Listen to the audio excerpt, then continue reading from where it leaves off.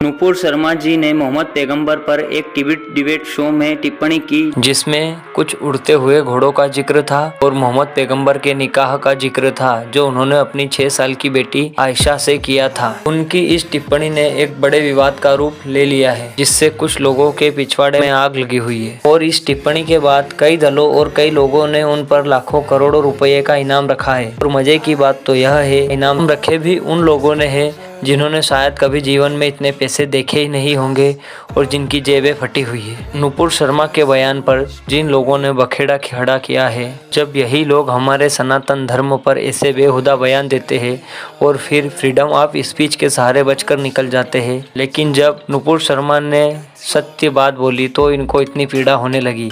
और कई मुस्लिम देशों ने भारत के खिलाफ आपत्ति दर्ज कराई है। लगभग सभी मुस्लिम देशों की जनता ने नुपुर शर्मा और भारत का विरोध करना भी शुरू कर दिया है। हमारे सामानों का बहिष्कार करने वाले वही लोग हैं कोरोना काल में गला फाड़ फाड़ कर से मदद की गुहार लगा रहे थे, कभी वैक्सीन के लिए तो कभी मेडिसिन के लिए और कभी आवश्यक खाद्य पदार्थों के लिए। जब यह खाड़ी देश पूरी दुनिया की तरफ भिखारी की तरह मुंह फाड़ कर खड़े थे तो भारत ने अपना सहयोग दिया, जिसके कारण भारी लॉकडाउन के चलते भी इन देशों में खाद्य पदार्थों की कमी नहीं हुई और कोरोना से बचने के लिए भारत ने ही इन्हें वैक्सीन और मेडिसिन उपलब्ध करवाई थी।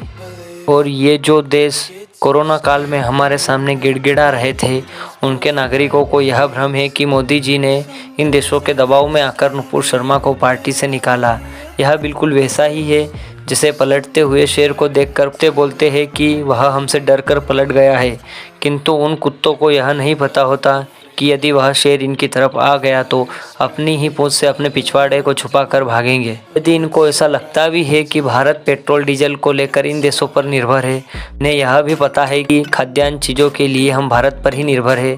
फिर बताइए पेट्रोल डीजल ज़्यादा जरूरी है या भोजन? भारतीय सामानों का विरोध पाकिस्तान ने भी किया था। वहाँ फलों और सब्जियों टमाटर के भाव इतने अधिक हो गए थे कि वहाँ कई प्रकार के प्रोग्राम तो केवल इसीलिए होते थे कि नागरिक गुस्से में आकर उन पर टमाटर फेंके और वह उन टमाटर को बेचकर भारी मुनाफा कमाए। और यह हमको धमकी दे रहे हैं कि भारतीय सामान का विरोध करेंगे। हालांकि समर्थन की बात की जाए तो पूरा हिंदू समाज नुपुर शर्मा जी के साथ खड़ा है, केवल उन दोगलों को छोड़कर जिन्हें देखकर यह अंदाजा लगाना मुश्किल होता है कि वह हिंदू है या कोई और कई यूरोपीय देशों ने भी भारत और नुपुर शर्मा का पूर्ण समर्थन किया है। नीदरलैंड के एक सांसद भी नुपुर शर्मा के समर्थन में उतर आए हैं और उन्होंने नुपुर शर्मा का समर्थन करते हुए कहा है नुपुर शर्मा को माफ़ी मांगने की बिल्कुल आवश्यकता नहीं है। उन्होंने वही कहा है तो उनकी किताब में लिखा है कि माफ़ी तो उन 57 गल्फ कंट्रियों को मांगनी चाहिए। महामंडलेश्वर यति नरसिंहानंद गिरी जी ने भी नुपुर शर्मा का समर्थन करते हुए कहा है तुम गलत नहीं हो, तुम माफ़ी मत मांगना। यति नरसिंहानंद सरस्वती जी ने धर्म युद्ध के लिए विपक्ष को चुनौती दी है। वह 17 जून को उस किताब द्वारा यह सिद्ध कर देंगे कि मुकुल शर्मा ने कुल सत्य कहा है। अगर यह गलत है कर मुझसे धर्मशास्त्र करे। भारतीय जनता पार्टी का भी नुपुर शर्मा को पूर्ण समर्थन है। वह तो केवल अपनी विदेश नीति को सुचारू रूप से चलाने के लिए उनको कुछ समय के लिए अपने पद से निलंबित किया है। इसका तात्पर्य यह नहीं है कि मोदी जी ने नुपुर शर्मा को अकेला छोड़ दिया और अब धीरे धीरे विश्व पटल पर भी भारत का समर्थन बढ़ता जा रहा है। तो इस बात का सबूत है कि सत्य परेशान हो सकता है तो पराजित नहीं हो सकता। अंत में यही कहेंगे कि इन विपक्षियों के मानसिक स्थिति को समझना हमारे बस की बात नहीं है कि ये जो बात नुपुर शर्मा जी ने बोली तो इनके पिछवाड़े में विस्फोट हो गया। और अगर यही बात जाकिर नाइक बोलता है, यह लोग उल्लू की तरह बैठकर उसे सुनते हैं और कहते हैं कि Zakir Naik is a great scholar of our religion. अरे दोगलो जय है तुम्हारे।